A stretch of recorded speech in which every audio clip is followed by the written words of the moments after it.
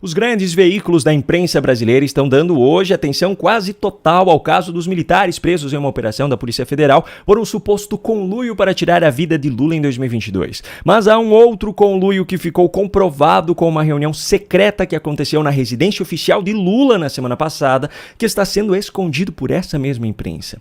No vídeo de hoje eu vou mostrar para você que reunião foi essa, mas antes eu não poderia deixar de falar sobre o escândalo que veio à tona envolvendo a empresa do auto-intitulado super-herói brasileiro do combate ao discurso de ódio, Felipe Neto. O atual fiel escudeiro de Janja e um dos mais novos integrantes do time de hipócritas da esquerda que dizem combater a fome e a pobreza enquanto fazem, na prática, exatamente o contrário, teve mais uma hipocrisia sua revelada. A Play 9, empresa que tem como sócios fundadores Felipe Neto, o ex-rei de Globo João Pedro Paes Leme e o ex-jogador de vôlei Marcos Vinícius Freire, foi beneficiada com isenções fiscais na casa dos 14 milhões de reais.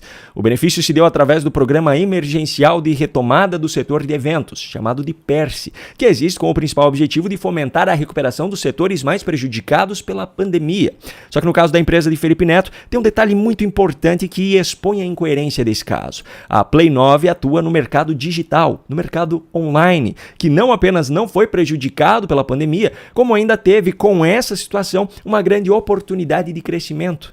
Essa empresa do Felipe Neto, por sinal, foi criada em 2019, o ano anterior ao início da pandemia, então cresceu justamente surfando essa onda. Só que enquanto se beneficiava dessa isenção fiscal, Felipe Neto atacava Elon Musk, defendia a taxação de super ricos, fazia campanha para Lula, puxava o saco de Alexandre de Moraes, dizia estar combatendo o discurso de ódio, o extremismo, a fome, a pobreza e tudo mais. Ou seja, essa é mais uma prova de que essa gente não passa de um bando de hipócritas que não tem o mínimo de caráter, pois moldam os seus discursos de acordo com aquilo que as grandes massas querem ouvir, com o único e exclusivo objetivo de promover os seus próprios nomes e de ocupar posições de poder. As virtudes que essas pessoas tentam demonstrar nos seus discursos são narrativas completamente mentirosas para ocultar o seu desejo incessante de alimentar o seu próprio ego e o seu próprio bolso. Mas essa não é a única hipocrisia que eu tenho para expor no vídeo de hoje. O que eu vou mostrar agora talvez seja ainda pior, pois envolve um número muito maior de pessoas. Mas antes eu peço um minutinho da sua licença para tomar a minha cápsula de hoje do Olive Age, que dentre várias outras coisas ajuda muito no reforço do sistema imunológico. Afinal de contas, vendo essas notícias, qualquer um pode ficar doente. O Olive Age é um suplemento natural extraído da polpa da folha de oliva e se você quiser saber mais sobre ele e também sobre outros produtos da folhas de oliva, aponte a câmera do seu celular para o QR Code que está aparecendo no canto da sua tela nesse momento ou clique no link que eu deixei aqui na descrição do vídeo. Agora vamos lá. Se você acessar as páginas principais dos grandes veículos da imprensa brasileira, você verá que eles estão dando atenção quase que total hoje ao caso dos militares presos em uma operação da Polícia Federal por um suposto conluio para tirar a vida de Lula, Geraldo Alckmin e Alexandre de Moraes em 2022. Se você ligar a sua televisão, então, principalmente naqueles canais onde a militância política é exibida travestida de jornalismo, como é o caso da Globo News, você verá praticamente só isso. Segundo a PF, era a elaboração de um detalhado planejamento voltado ao sequestro ou homicídio do ministro Alexandre de Moraes. O que a PF está falando é que militares estavam em conluio fazendo um plano para matar o presidente eleito Luiz Inácio Lula da Silva. Segundo as investigações da polícia, no documento, esse documento, né, que foi chamado de punhal verde e amarelo, ele foi impresso no Palácio do Planalto, tá aqui, ó. Só que há um outro conluio envolvendo figuras do mais alto escalão que ficou comprovado com uma reunião secreta organizada por Lula na residência oficial do presidente da República e isso está sendo escondido por essa mesma imprensa. Aliás, isso foi varrido para debaixo do tapete de maneira tão discreta que mesmo acompanhando diariamente todos esses veículos de imprensa para a produção de conteúdo no meu canal, eu sequer havia percebido que essa reunião havia sido descrita em uma matéria. E você já vai entender o porquê. Veja só essa manchete da Folha de São Paulo no último sábado, às 11 horas da noite. Reta final de inquérito do golpe tem Bolsonaro pressionado e silêncio sobre reunião com Lula. Governo, STF, PGR e PF mantém silêncio após encontro na Alvorada e atentado leva Moraes a citar contexto de ódio contra instituições que reforça a investigação. Agora eu pergunto a você, se você estivesse passando pelas principais manchetes de um site de notícias e se deparasse com essa, sobre o que você pensaria que seria essa matéria? Provavelmente a mesma coisa que eu, apenas uma repetição de todas aquelas narrativas sobre o suposto golpe, críticas a Bolsonaro e o uso do caso do homem que tirou a própria vida na Praça dos Três Poderes para reforçar a narrativa do ódio e da necessidade de regulamentação das redes sociais. Diante disso, você provavelmente também nem teria aberto essa matéria, pois já estava cansado de ver essas narrativas sendo propagadas pela militância. Só que no texto dessa matéria havia uma revelação de algo muito grave que aconteceu na semana passada em Brasília.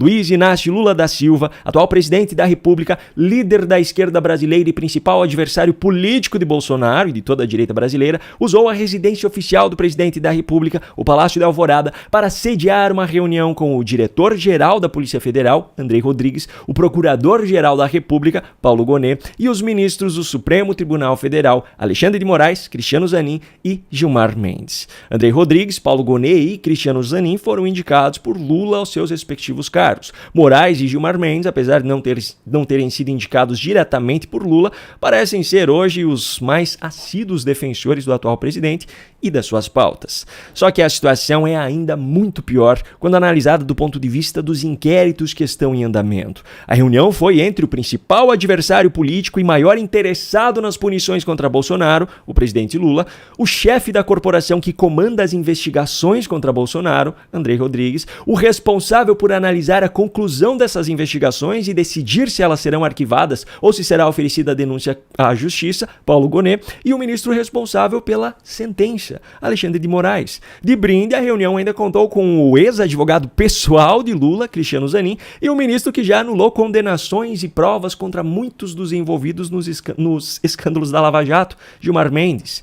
E o engraçado é que a principal narrativa construída para destruir completamente a Lava Jato, a operação que havia desmantelado os maiores esquemas de corrupção da história desse país, foi justamente a de que houve um conluio entre juízes e procuradores do Ministério Público para incriminar aqueles que praticaram corrupção. Essa mesma narrativa vem sendo usada até hoje como base para anulação de condenações e de todas as provas contra os envolvidos nesses esquemas, que passam a não dever nada à justiça, como disse William Bonner na sabatina com Lula em 2022, como se esses crimes nunca tivessem sido praticados. O conluio dos integrantes da Lava Jato, de acordo com aqueles que usam esse termo, se deu através de mensagens trocadas entre eles. Mas uma reunião secreta entre os responsáveis por todas as etapas do inquérito contra um político e o maior interessado na condenação desse mesmo político não é chamada de conluio, é chamada apenas de reunião. E eu não estou chamando de reunião secreta à toa. Essa mesma matéria da Folha de São Paulo, que tratou esse conluio apenas como reunião e que distorceu completamente a manchete justamente para não chamar a atenção para esse fato, relata que consultou as assessorias de Lula, dos ministros do STF que estiveram presentes, o Procurador-Geral da República e o Diretor-Geral da Polícia Federal, mas nenhum deles respondeu sobre qual foi a razão deste encontro e nem sobre o que foi conversado nele. E ainda tem mais um detalhe nessa história. Essa reunião foi no mesmo dia e começou minutos antes do episódio em que o cidadão tirou a própria vida na Praça dos Três Poderes. Ou seja, a narrativa criada em cima do caso foi de que o cidadão em questão estaria tentando atacar justamente essas pessoas, enquanto, na verdade, elas estavam todas em segurança no Palácio da Alvorada, que fica a cerca de 4.300 metros em linha reta de onde as explosões aconteceram. Enfim, o fato é o seguinte: quando eles são os alvos de investigações, conversas são chamadas de conluio, mas quando há um conluio deles contra adversários, aí o conluio é chamado apenas de reunião. Um grande abraço e até a próxima.